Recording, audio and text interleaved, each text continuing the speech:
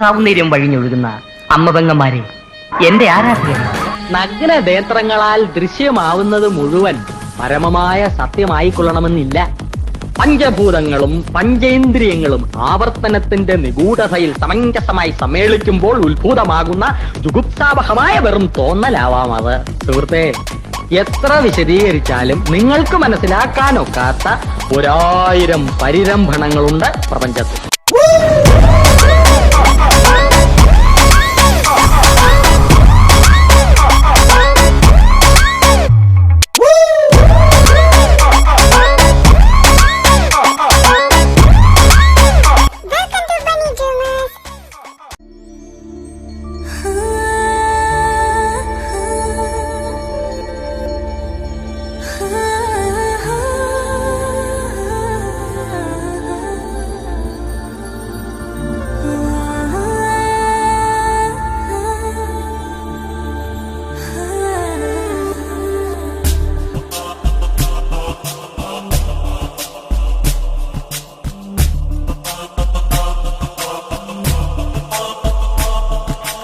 ഞാൻ വരുമീ പാതയിലായി നിൻമിഴി കാത്തു നിൽപ്പു, എന്നിമയറിയാതെ എന്നിഴലായി എന്നും നീ കൂടെ, എന്നാത്മാവിൽ ചേർന്നലിയും കാറ്റിൻ ശ്വാസം, എന്നുയിരിൽ ലയമേകിടും പ്രേമത്തിൻ ലാസ്യം, നാം തമ്മിൽ അറിയും നിമിഷം മാത്രം.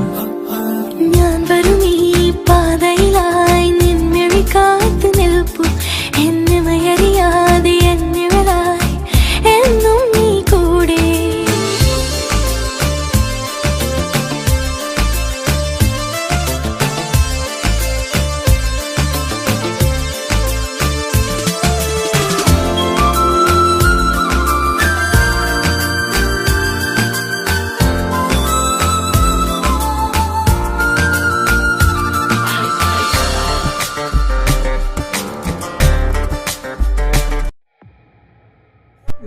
ചൈതുവേ, നീ ഫ്രഷ്? എടാ ചെറുക്കൻ, നീ ഇതുവരെ ഫ്രഷ് ആയില്ലേ? നിന്നോട് ഞാൻ എന്തൊക്കെയാ ചെയ്തു പറഞ്ഞിട്ട് പോയത്? ഒന്നും നീ കേട്ടില്ലല്ലോ. ഇരുന്നടുത്ത് എണീറ്റുകൂടിയില്ല. അവിടെ തകർത്ത് ഡാൻസ് മത്സരവും ഡാൻസ് പ്രാക്ടീസും സംഭവങ്ങളൊക്കെ നടക്കുക. നല്ല ഇന്റിമേറ്റ് സീനൊക്കെ വെച്ചിട്ടുണ്ട്. ഡാൻസ് ആണോന്ന് ചോദിച്ചപ്പോൾ തൃശ്ശൂരിൽ പറയാ ഡാൻസ് അല്ല, ഒരു റൊമാൻറ്റിക് പെർഫോമൻസ് എന്ന്. സ്റ്റെപ്പ് പഠിച്ചെടുക്കാനുള്ള ടൈമില്ലാത്തതുകൊണ്ട് മിക്കതും പെർഫോമൻസ് ആക്കി വെച്ചേക്കുവാന്ന്. നീ ഇങ്ങനെ കരഞ്ഞു കഴിഞ്ഞിരിക്കുന്നുണ്ടാ തോന്നും ഈ വീട്ടിലാരോ ചത്തെന്ന്. എൻ്റെ പൊന്നു ചെറുക്ക, ഒരു ബർത്ത്ഡേ വിഷ് കൊടുക്കാൻ പറ്റാത്ത എൻ്റെ പേരിൽ ഇങ്ങനെ മോങ്ങേണ്ട ആവശ്യമൊന്നുമില്ല. നീ ചെന്ന് ഫ്രഷ് ആയിട്ട് വന്നേ, അവരിപ്പോൾ വരും. എന്നെ ഇപ്പം ഇഗാശ് വിളിച്ചിട്ടുള്ളൂ, അവർ ഓൺ ദ വേ എന്നാ പറഞ്ഞേ. വെറുതെ എന്തിനാ ഒരു വന്നിട്ട് ഇനി ചടപടയെന്നും പറഞ്ഞുകൊണ്ട്. അത് ഇനിയിപ്പോൾ നീ വിചാരിച്ചുകൊണ്ടിരിക്കുന്ന ഋഷിക്കായിരിക്കും ഏറ്റവും കൂടുതൽ വിഷമാവുന്നത്. ഡ്രസ്സ് എടുക്കാൻ പോകുന്ന നേരത്ത് നീ ഇങ്ങനെ പിറകെ വലിച്ച് നിന്ന് കഴിഞ്ഞാൽ. നീ ചെന്ന് ഫ്രഷ് ആയിട്ട് വന്നേ. എനിക്ക് വയ്യ മുസു, നിങ്ങൾ പോയി ഡ്രസ്സ് എടുത്തിട്ട് വാ. എനിക്കൊട്ടും മൂടില്ല, ഞാനൊട്ടും ഓക്കെ അല്ല. അവനെ ജലചലിപ്പിക്കാൻ വേണ്ടി ഓരോന്നൊക്കെ കാണിച്ചു കൂട്ടി.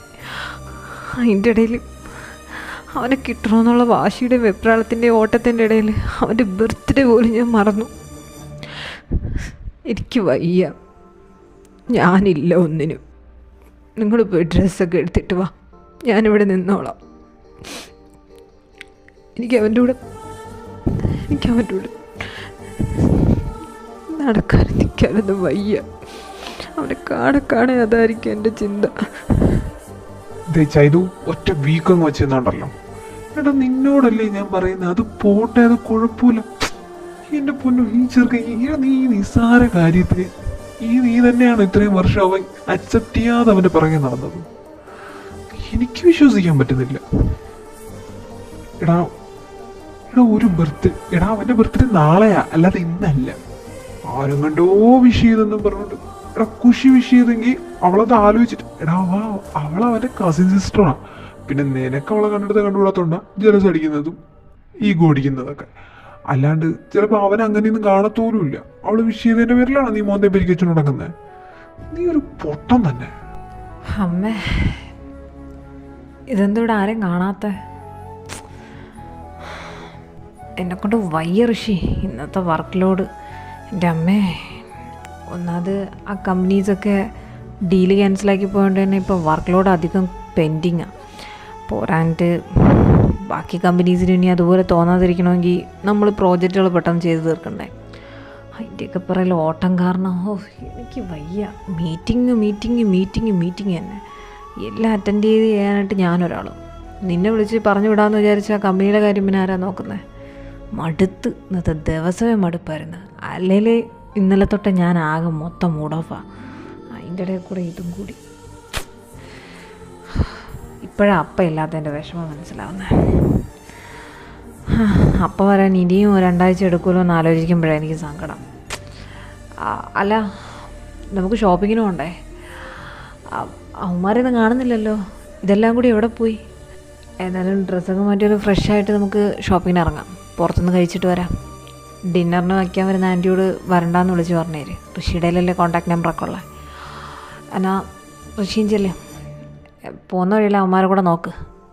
ഒന്നും റെഡി ആയിട്ടില്ലെങ്കിൽ അതിനോടൊക്കെ ഫ്രഷായിട്ട് ഇറങ്ങാൻ പറയാം. ഞാൻ നോക്കാം. വാ. ആ ശരിടാ. ഞാനത് പറയാതിരിക്കായിരുന്നു. ഇനി നമ്മൾ റെഡിയായി ഇറങ്ങിയതിന് ശേഷം യുവമാർ റെഡി ആയിട്ടില്ലെങ്കിൽ അത് വീണ്ടും പണിയാവും, വീണ്ടും കുറച്ചുകൂടി ലേറ്റ് ആവും. നാളെ നമ്മൾ കമ്പനി പോകാത്ത സ്ഥിതിക്ക് ഇന്ന് സ്വന്തമായിട്ട് കിടന്നുറങ്ങല്ലോ എന്നാണ് ഞാൻ വിചാരിക്കുന്നത്. നീ പറഞ്ഞല്ലോ അങ്ങോട്ടോടി വയ്യ. ഏതായാലും നാളെ എൻ്റെ ബർത്ത്ഡേ ആയത് അത്ര ഉപകാരം. അപ്പം നമുക്ക് ലീവ് എടുക്കാനുള്ള അനുവാദം തന്നല്ലോ. കമ്പനിയിലെ CEO MD എന്നൊക്കെ പറഞ്ഞിട്ട് എന്താ കാര്യം? ലീവ് എടുക്കാൻ ഒരു ദിവസം പോലും അപ്പം സമ്മതിക്കത്തില്ല. അതിൻ്റെ മെയിൻ റീസൺ നിനക്ക് തന്നെ അറിയാമല്ലോ ഋഷി. ഒന്നാമത് അപ്പം ഇവിടെ ഇല്ല, രണ്ടാമത് ഇപ്പം നമുക്ക് വന്ന നഷ്ടം ചില്ലറ കണക്കിനല്ല. അതൊക്കെ നികത്തണമെങ്കിൽ നമ്മൾ എക്സ്ട്രാ ജോലി ചെയ്തേ പറ്റത്തുള്ളൂ. പിന്നെ നാളെ നിൻ്റെ ബർത്ത്ഡേ എന്നുള്ള ഒരേ ഒരു ഫേവറിൻ്റെ പേരിലാണ് നമുക്ക് ലീവ് കിട്ടിയിരിക്കുന്നത്. അതും എനിക്ക് ഫുൾ ടൈമൊന്നുമില്ല. ഉച്ചയ്ക്ക് ശേഷമേ എനിക്ക് ലീവുള്ളൂ. ഉച്ചവരെ കമ്പനിയിൽ പോയെന്ന് എല്ലാം നോക്കണമെന്നാണ് പറഞ്ഞേക്കുന്നത്. ഞാൻ ചിലപ്പോഴേ പോകത്തുള്ളൂ. എനിക്ക് വയ്യ. നീ പറഞ്ഞ പോലെ തലയൊക്കെ പൊട്ടുക. നീ വാ, നമുക്ക് ഏതായാലും ഒന്ന് പോയി ഫ്രഷ് ആകുമ്പോഴത്തേക്ക് പകരം സ്ട്രെസ് അങ്ങ് പോവും. ബാക്കി പിന്നോട് ഇതിനെയൊക്കെ കൊണ്ട് ഇനി ഷോപ്പിങ്ങിന് കയറി ഇറങ്ങണ്ടേ. ഇവിടെ ഉള്ളതിനൊക്കെ പിന്നെയും സഹിക്കാം. വെളിയിൽ നിന്ന് വന്ന് കിടക്കുന്ന 2 സാധനങ്ങളുണ്ടല്ലോ, അതിനെയൊക്കെയാണ് സഹിക്കാൻ പാട്. പ്രത്യേകിച്ച് ഞാനായിട്ട് വരുത്തി വെച്ചൊരു ഏണിയുണ്ടല്ലോ, അത് എൻ്റെ ദൈവമേ, കടയായ കട മുഴുവൻ കയറി ഇറങ്ങാതിരുന്നാൽ മതിയായിരുന്നു ഇവന്മാർ. അത് മാത്രമേ ഉള്ളൂ എൻ്റെ പ്രാർത്ഥന.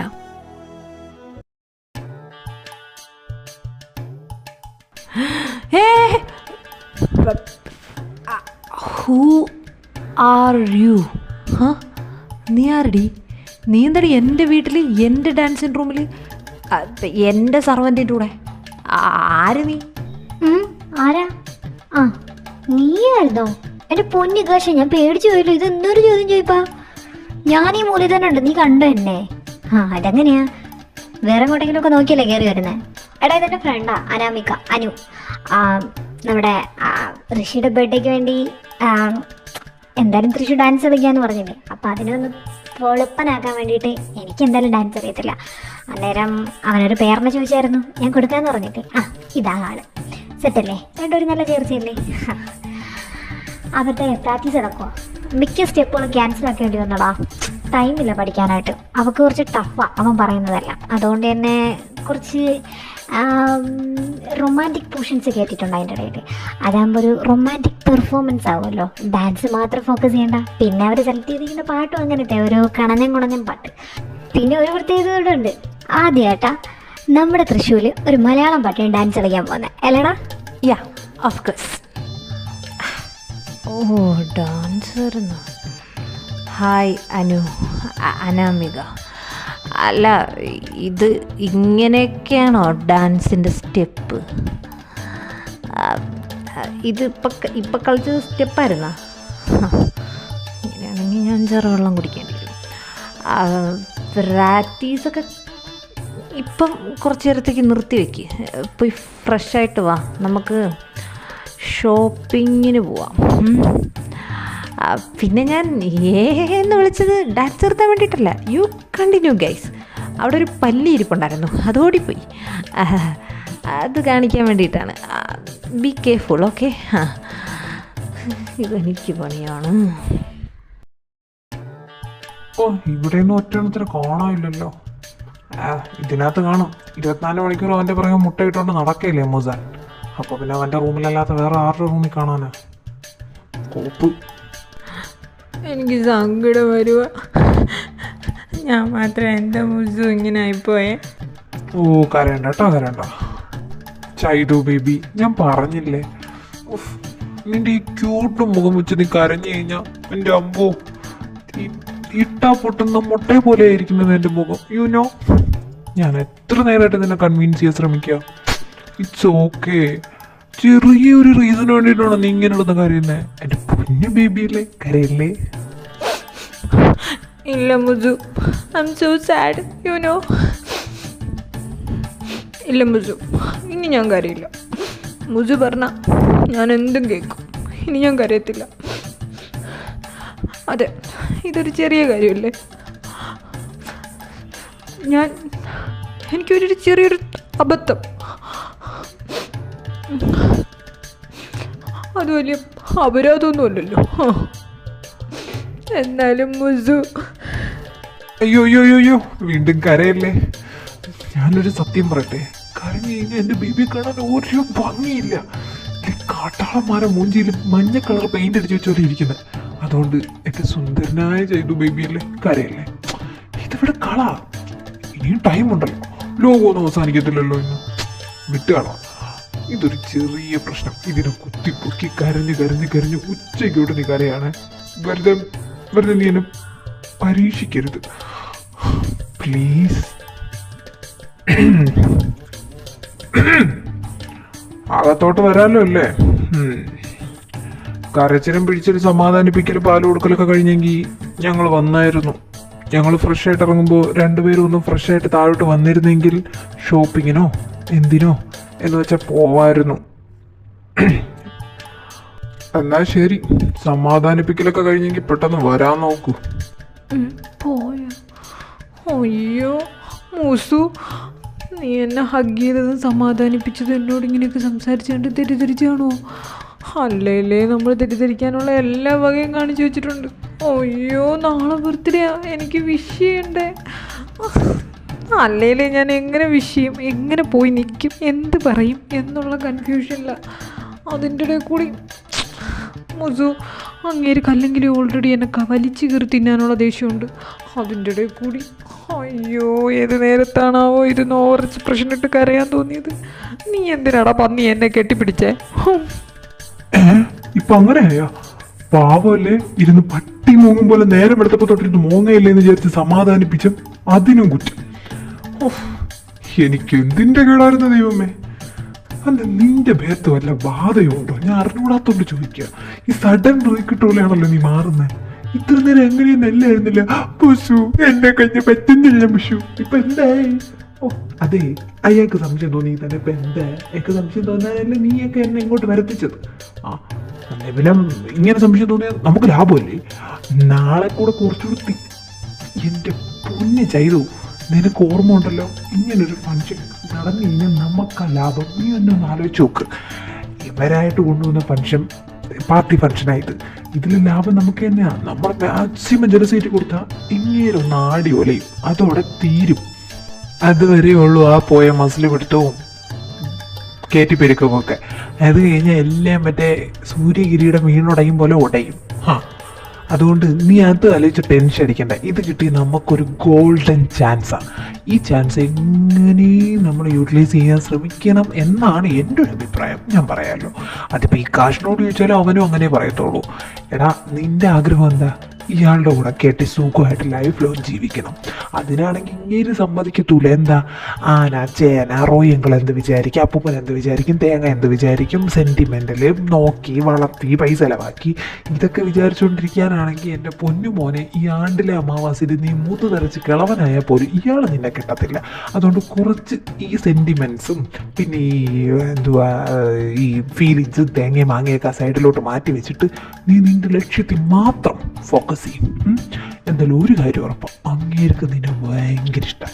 അത് എന്നെ നിന്നെയും കൂടെ കാണുമ്പോൾ ഇത്ര ചുരുക്കം. അത് നമുക്ക് മനസ്സിലായ കാര്യമാണ്, നമുക്കെന്നല്ല എല്ലാവർക്കും മനസ്സിലായി. പക്ഷെ അതിന് കുറച്ച് മൂട്ടി കൊടുത്ത് അടിയിൽ തീയിട്ട് കൊടുത്താലുണ്ടല്ലോ, അതാളി കത്തും. കത്തിക്കഴിഞ്ഞാൽ എന്താ വെള്ളം എടുത്തൊരു ചാലും ചിലപ്പോൾ അണയത്തില്ല, കണൽ അവിടെ തന്നെ കിടക്കും. അതാണ് നമുക്ക് വേണ്ടത്. ആ കണ്ണി പിടിച്ച് നീ അങ്ങ് കത്തിച്ചാൽ മതിയടാ. എടാ ഇത് നമുക്കിത് ചാൻസാ, ഇത് എങ്ങനെ യൂട്ടിലൈസ് ചെയ്ത് ഇതിൽ പിടിച്ചങ്ങ് നീ കയറിക്കോണം. പൊന്നു മോനെ, ഇത് പുളിങ്കമ്പ. ഇതും കൂടെ നീ കളഞ്ഞു കഴിഞ്ഞാൽ പിന്നെ ഇങ്ങനെ ഒരു ചാൻസ് നമുക്ക് കിട്ടാൻ പാടാ. ഇത് അങ്ങേരായിട്ട് ചോദിച്ച് വരുത്തി വെച്ച പാർട്ടി ഫംഗ്ഷനാണ്. ഏത് തേങ്ങയാന്ന് വെച്ചാൽ കാണിച്ചോണം. ഇപ്പോഴും പറഞ്ഞിട്ടുണ്ട്, വേണമെങ്കിൽ നീ 2 പെർഫോമൻസ് ഒക്കെ കാണിച്ചിട്ടാ, വല്ല മോണാറ്റോ മിമിക്രിയോ വല്ലോ ഒക്കെ. മോണായിട്ട് മിമിക്രിയൊന്നും എനിക്കറിയത്തില്ല. പിന്നെ അതപ്പം എന്തോ തോന്നുന്നു അതുപോലെ ഞാൻ കാണിക്കും. പിന്നെ ഈ പെർഫോം ചെയ്യാനൊന്നും എനിക്ക് വലിയ താല്പര്യമൊന്നുമില്ല. പണ്ട് കുറച്ച് ഡാൻസൊക്കെ പഠിച്ചിട്ടുണ്ട്. നോക്കട്ടെ, അന്നേരത്ത് മൂട് പോലെ ഇരിക്കും. ആരോടും പറയൊന്നും വേണ്ട. ഓ, ഡാൻസ് എങ്കിൽ ഡാൻസ്, കഥകളിയെങ്കിൽ കഥകളി, എന്തേലും ആവട്ടെ. നീ പറഞ്ഞല്ല അന്നേരത്തെ മൂട് പോലെ നീ എന്തേലും ഒന്ന് കാണിച്ചാൽ മതി. കുറച്ച് ഹോട്ടായിട്ടുള്ള സംഭവങ്ങളൊക്കെ നീ ഡാൻസ് പിടിക്കാമല്ലോ. എന്തേലും ആവട്ടെ. പിന്നെ കാണിക്കുന്നത് നേരെ ചൊവ്വ ആയിരിക്കണം, ഹലിമ്പാക്കരുത്. കാരണം ഈ കാശ് പറയുന്നുണ്ടായിരുന്നു നിങ്ങളുടെ ഏതോ റിലേറ്റീവ്സൊക്കെ വരുന്നുണ്ടെന്ന്. വെറുതെ അവരുടെ മുമ്പ് ഒരു ഇതാവണ്ടല്ലാന്ന് വിചാരിച്ചിട്ടാണ്, വേറെ ഒന്നുമല്ല. അപ്പോൾ എല്ലാം സെറ്റായിരിക്കണം. പിന്നെ വേറൊരു കാര്യം, ഇതേ നമ്മളിപ്പോൾ മാളിൽ പോവും ഡ്രസ്സ് എടുക്കാൻ, എന്തെങ്കിലും ഷോപ്പിങ്ങിന് എവിടെയെങ്കിലുമൊക്കെ പോകുമല്ലോ. മിക്കവാറും മാളിലായിരിക്കും പോകുന്നത്. അങ്ങനെ പോവുകയാണെന്നുണ്ടെങ്കിൽ തന്നെ പോവും, അതുറപ്പാണ്. അതാണല്ലോ ഇപ്പോൾ ഋഷി ഒന്ന് പറഞ്ഞിട്ട് പോയത്. പോകുന്ന സമയത്തിന് അധികം ഒട്ടലും ചേരലും മുട്ടലൊന്നും വേണ്ട. ഋഷിയായിട്ട് മാക്സിമം നീ ആയിട്ട് എടുക്കാൻ ശ്രമിക്കും. നീ മാക്സിമം ഗ്യാപ്പിട്ട് നിന്നോണം, കേട്ടല്ലോ. നീ എൻ്റെ കൂടെ തന്നെ നടന്നോ, കുഴപ്പമില്ല.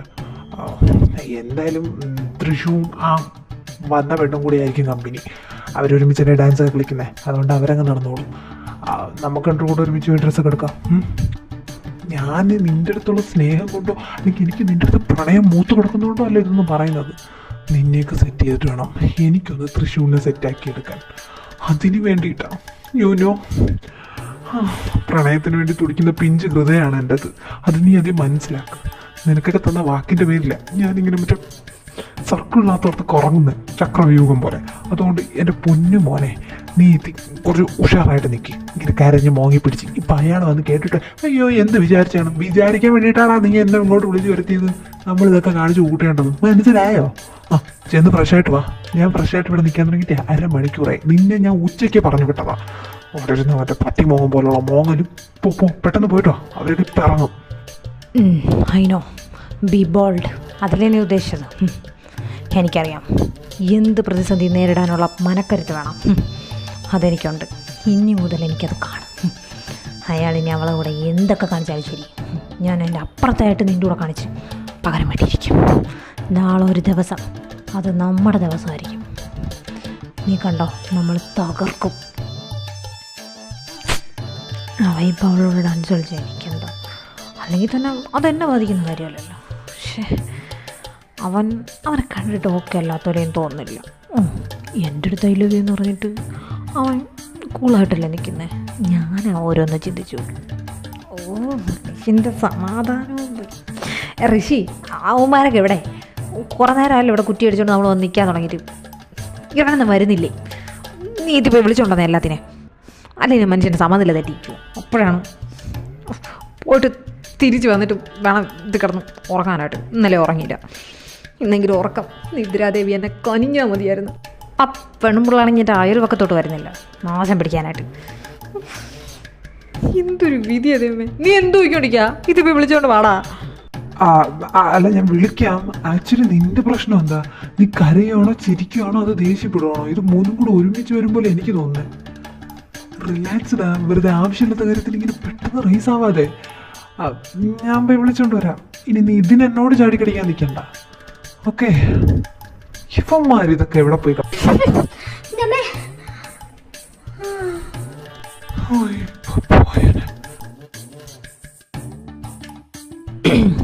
നിങ്ങളെ ഈ കണ്ണും നോക്കി കളി കഴിഞ്ഞെങ്കിൽ ഈ സ്റ്റെപ്പിൽ നിന്നൊന്ന് മാറുമോ? ഞങ്ങൾക്ക് അങ്ങോട്ട് പോകണമായിരുന്നു. റോട്ടിൽ നിന്നിട്ടാ അവൻ്റെ സംഗമം.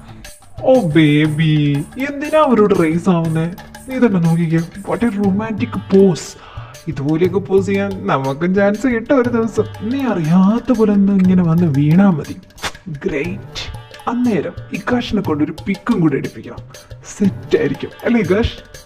ഓ പിന്നെ പടക്കായിരിക്കും, ഇടിവെട്ട് സാധനമായിരിക്കും. ഓഹോ, ഓ റിയലി? എന്നാ നമുക്ക് ഒന്നുകൂടെ ട്രൈ ചെയ്താലോ ഋഷി? ഷാൽവി? ഇതിൽ പിക്ക് എടുത്തീരും. എങ്ങനെയുണ്ട് അതിൻ്റെ ഐഡിയ? എന്നാൽ ഞങ്ങൾ ഒന്നുകൂടെ നിൽക്കട്ടെ. നിങ്ങൾ ബുദ്ധിമുട്ടാവില്ലെങ്കിൽ ഞങ്ങൾക്കൊരു പിക്ക് എടുത്തീരോ? ഭാവിയിൽ ഞങ്ങൾക്ക് ആവശ്യം വരും maybe. That's right. Maybe ചിലപ്പോൾ നമ്മൾ ഇനി ചിലപ്പോൾ റിലേഷനിലൊക്കെ ആയാലോ അല്ലേ ഖുഷി? എന്തുകൊണ്ട് ചിന്തിച്ചുകൂടാന്നാ ഞാനിപ്പോൾ ചിന്തിക്കുന്നത്. ഇക്വേഷൻ എന്ന് പറയുന്നത് ഖുഷി സൂപ്പർ അല്ലേ? ഇതാകുമ്പോൾ എനിക്ക് നന്നായിട്ട് അറിയാമെന്നുള്ള ആളാ, എന്നെയും നന്നായിട്ട് അറിയാം. പിന്നെ വേറെ തടസ്സങ്ങളോ പ്രശ്നങ്ങളോ ഒന്നുമില്ലല്ലോ. എൻ്റെ മുറപ്പെണ്ണാണ്, അതിലുപരി സുന്ദരിയാണ്. She so hot. ഇനി ഇതിൽ കൂടുതൽ എന്താ വേണ്ടേ? നീ എന്ത് പറയുന്ന അശു? ഓ, ഇതിപ്പോൾ എല്ലാം കറങ്ങിത്തിരിഞ്ഞ് എൻ്റെ നെഞ്ചത്തോട്ടാണല്ലോ. അതും നല്ലൊരു തീരുമാനമാണ്. പിന്നെ എൻ്റെ നെഞ്ചിൽ കുരിശ് വരയ്ക്കാനുള്ള ഐറ്റം എന്തോ ഇറങ്ങി വരുന്നു. ഇല്ല, നമ്മളിപ്പോൾ പ്രാക്ടീസ് ചെയ്ത എല്ലാ സ്റ്റെപ്പുകളും നമുക്ക് മാറ്റാം. എന്നിട്ട് നമുക്ക് പുതിയത് സിമ്പിൾ വല്ലതും എടുക്കാം. കാരണം എന്താണെന്ന് വെച്ചാൽ ഈ ഒറ്റ ദിവസം കൊണ്ട് നമുക്ക് പഠിക്കാൻ ഭയങ്കര പാടല്ലേ. അതുകൊണ്ട് തന്നെ നമുക്ക് സിമ്പിൾ സ്റ്റെപ്പുകൾ എന്നിട്ട് കുറച്ച് കണ്ടൻറ്റുകൾ കൂട്ടാം. അതായത് കുറച്ച് റൊമാൻറ്റിക് ആയിട്ടുള്ള കണ്ടൻറ്റുകൾ, ഓടുന്നതും ചാടുന്നതും. നമുക്കൊരു സിനിമാറ്റിക് സോങ് എഫക്റ്റ് കൊടുക്കാം. എന്താ പറയുന്നത് നീ?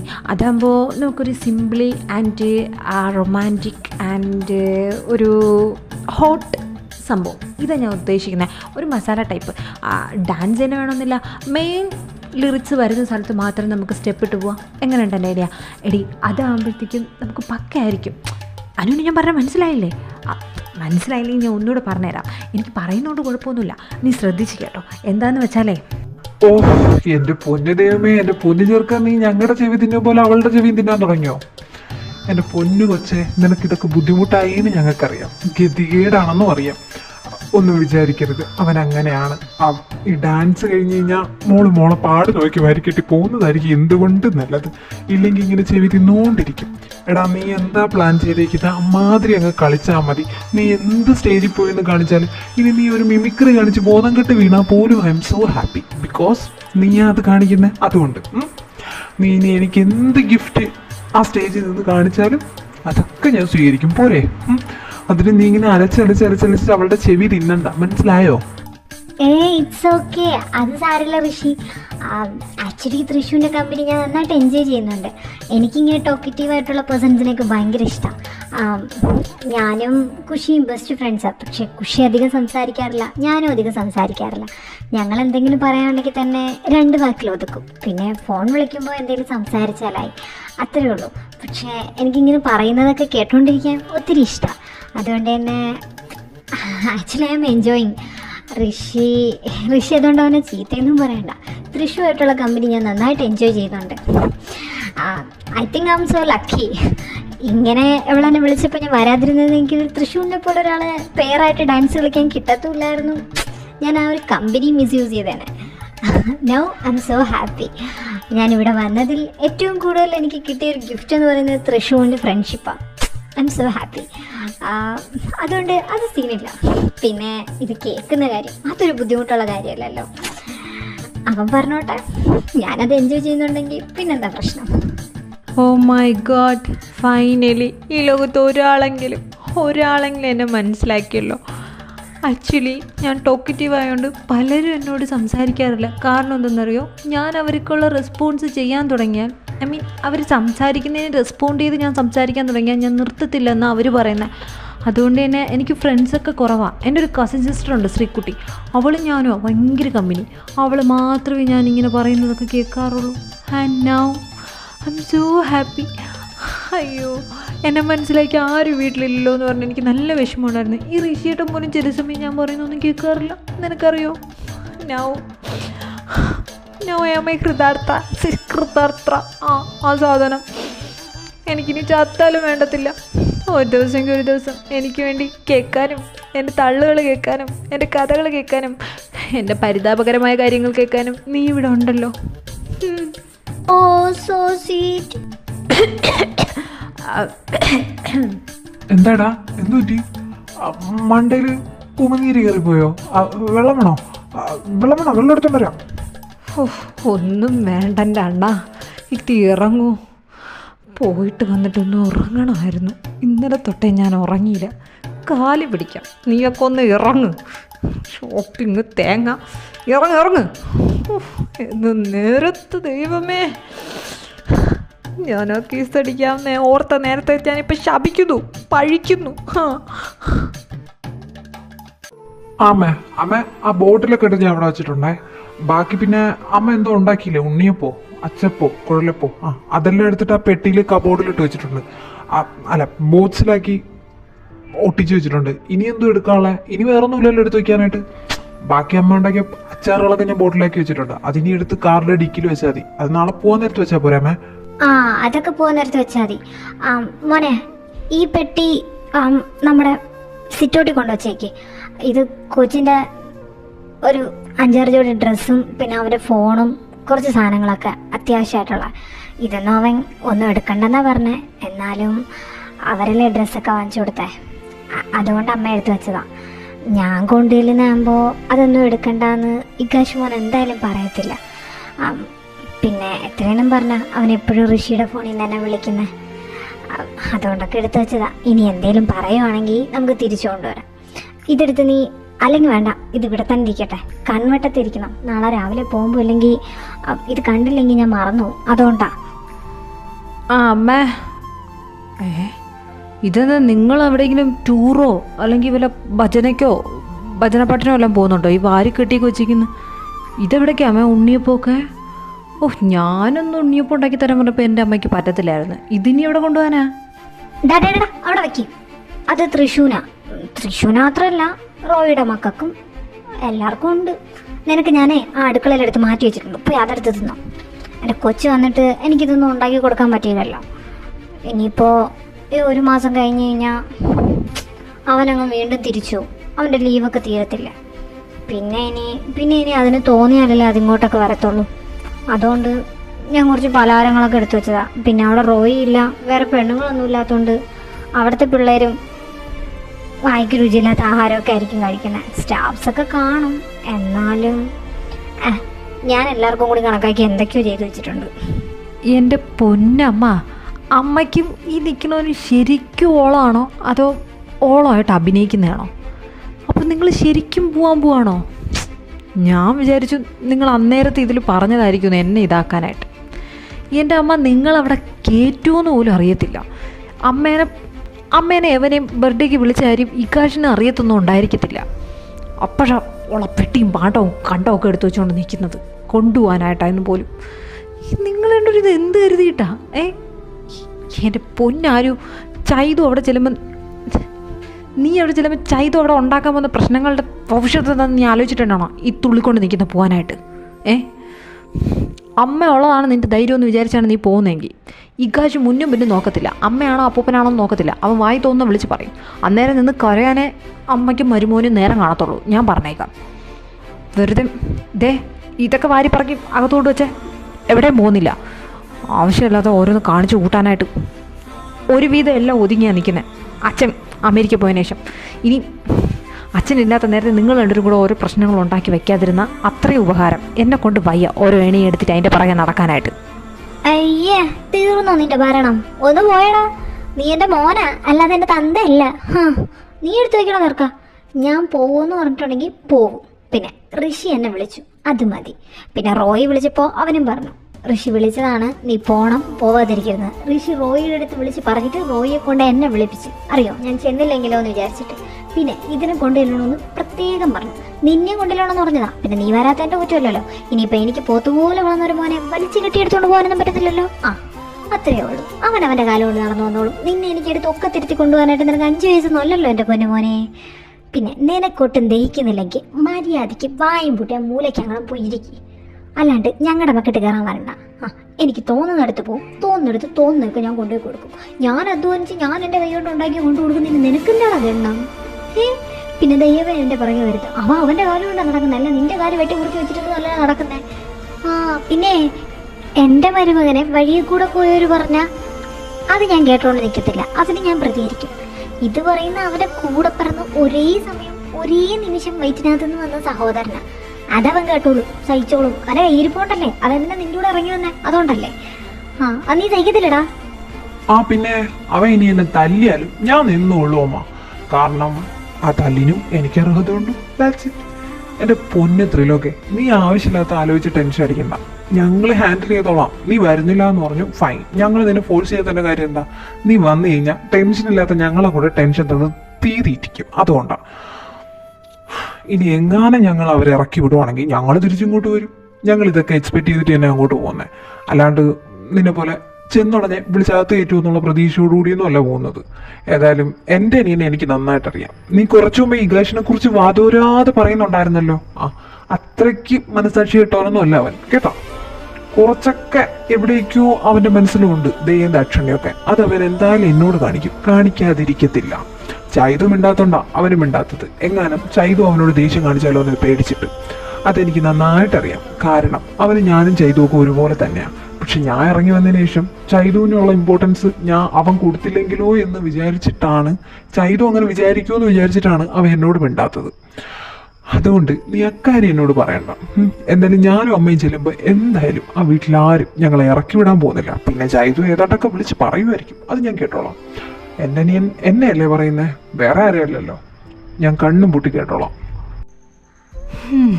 ഫൈൻ, നിങ്ങളെല്ലാം തീരുമാനിച്ച സ്ഥിതിക്ക് ഇനിയിപ്പോൾ ഞാനെന്ത് പറയാനാ?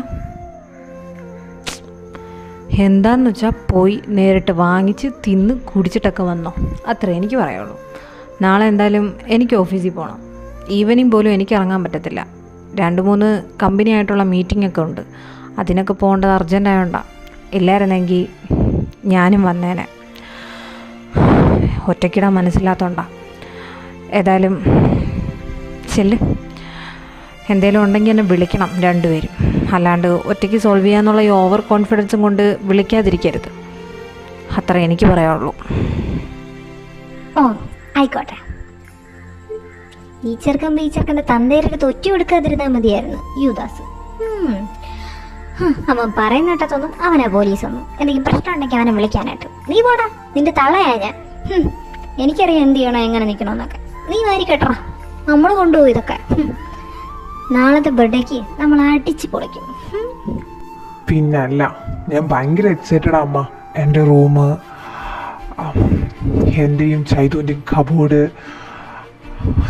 ഞങ്ങൾ ഒരുമിച്ച് സ്പെൻഡ് ചെയ്ത ഒരുപാട് സ്ഥലമുണ്ട്. അതൊക്കെ കാണാൻ I am so excited. You know, മിണ്ടിയില്ലെങ്കിലും ചീത്ത കിട്ടിയാലും വേണ്ടില്ല അമ്മ.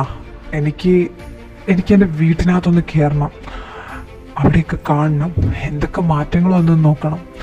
പിന്നെ ശത്രുതയോടെ നോക്കിയാലും വേണ്ടില്ല, അവരുടെ കൂടെ കുറച്ച് നേരം സ്പെൻഡ് ചെയ്യണം. അതൊക്കെ ഉള്ളൂ. അതിനേക്കാൾ വലിയ സ്വപ്നമൊന്നും എനിക്കില്ല. അത് കഴിഞ്ഞ് ഇവിടെ വന്നിനി എത്ര കാലം വേണോ, വിഷ്ണുജ പറയുന്ന പോലെ ജയിലിൽ കിടക്കുന്ന പോലെ എങ്ങനെ വേണോ ഞാൻ കിടക്കാം. അതിനെനിക്കൊരു കുഴപ്പമില്ല. പക്ഷെ നാളെ ഒരു ദിവസം അത് അമ്മയാണ് എനിക്ക് നേടിത്തന്നത്. ഐ എം സോ ഹാപ്പി അമ്മ. അമ്മയോട് എങ്ങനെയാണ് ഞാൻ ഈ നന്ദി പറയേണ്ടതെന്ന് എനിക്കൊരു പിടിയില്ല. പക്ഷെ അമ്മയെപ്പോലൊരു അമ്മയെ കിട്ടാനുണ്ടല്ലോ, ത്രിലോകവും തൃശ്ശൂലൊക്കെ പുണ്യം ചെയ്യണം. എനിക്കറിയാം അല്ലേ ഞാനൊരു ബസ് മദറാണെന്ന്. നീ എന്നെ പൊക്കണ്ട. അതെ, ഇമോഷണൽ അടിക്കാനാണ് മോൻ്റെ തീരുമാനമെങ്കിൽ നടക്കത്തില്ല. എനിക്ക് ഒട്ടും താല്പര്യമില്ല കരയാനായിട്ട്. പെട്ടെന്ന് പോയി പാക്ക് ചെയ്തേ, നാളെ പോണ്ടേ? ഋഷിയേട്ടാ, ദഫാൻ, നിങ്ങളൊക്കെ ഇവിടെ ഉണ്ടായിരുന്നോ? ഹായ് അനു. ഇന്നിനിപ്പോൾ പ്രാക്ടീസ് ഉണ്ടല്ലോ. കുറച്ച് മുമ്പ് നമ്മൾ പ്രാക്ടീസ് ചെയ്തതേ ഉള്ളൂ, ഷോപ്പിംഗ് കഴിഞ്ഞിട്ട് വന്നിട്ട്. ഇന്ന് നമുക്ക് രാവിലെ എണീച്ച് ചെയ്യാം. എന്തായാലും വൈകിട്ടല്ലേ ഫങ്ഷൻസൊക്കെ, പിന്നെ നമുക്ക് രാവിലെ എണീച്ച് പ്രാക്ടീസ് ചെയ്യാം. എന്താണ് ബർത്ത്ഡേ കാര, ഹാപ്പി അല്ലേ? എന്തെങ്കിലും ടെൻഷൻ അങ്ങനെ വല്ലതും ഉണ്ടോ? അല്ല, ഈ ടെൻഷനൊക്കെ അടിക്കുന്ന ആദ്യരാത്രിക്കല്ലേ, അതല്ലല്ലോ നാളെ. ചെറിയൊരു ബർത്ത്ഡേ അല്ലേ, കേക്ക് കട്ട് ചെയ്യുക, കേക്ക് മുറിക്കുക, ഹാപ്പി ആയിട്ടിരിക്കുക. എങ്ങനെയുണ്ട്? നീ പറഞ്ഞപ്പോൾ തീർന്നു. ഒന്ന് പോയേ, ഞാൻ മൊത്തം ടെൻഷൻ അടിച്ചാ നിൽക്കുന്നത്. നിങ്ങൾ പറഞ്ഞ പോലെ നാളെ ചൈതുവിനിട്ട് ജലസടിപ്പിക്കാനും ചൈതുവിൻ്റെ കള്ളത്തരം പുറത്തു കൊണ്ടുവരാനൊക്കെ കിട്ടുന്ന ഒരു അവസരം തന്നെയാണ്. പക്ഷെ അതിനൊക്കെ അവൻ തിരിച്ചെങ്ങനെ റിയാക്ട് ചെയ്യുന്ന ആലോചിച്ചിട്ടാണ് എൻ്റെ പേടി ഇപ്പോൾ. അതൊക്കെ പോട്ടെ. അല്ല,